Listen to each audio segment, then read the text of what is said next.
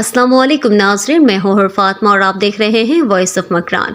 Chairman ज़िला council केच Mir होतमान Bloch से मुख्तलिफ यूनियन कौंसिलों से ताल्लुक़ रखने वाले मोतबरीन उमायदीन ने इनके दफ्तर में इनसे मुलाकात की और इलाकाई मसाइल समेत बारिशों से मुतासर होने वाले हिफाजती बंदात, सड़कों की बहाल और मीरानी डैम परमिट के हवाले से बातचीत की।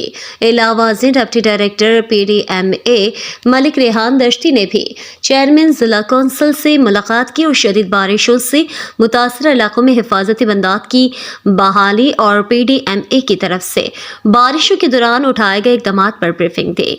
इस मौके पर चेयरमैन ज़िला कौंसिल केच मीर होतमान बलोच ने कहा है कि बारिशों से तुर्बत टू मंथ रोड को शदीद नुकसान पहुंचा था।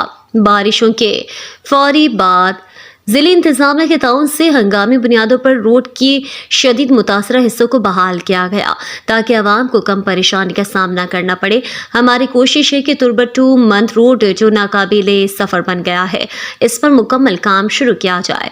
उन्होंने कहा कि ज़िला कौंसिल केच में फंड्स का इशू है, अपनी मदद आपके तहत अवामी मसाइल निपटा रहे हैं। इस मौके पर ज़िला कौंसिल केच चीफ ऑफिसर हमल काशानी और major leave sports Abdul Salam भी मौजूद थे।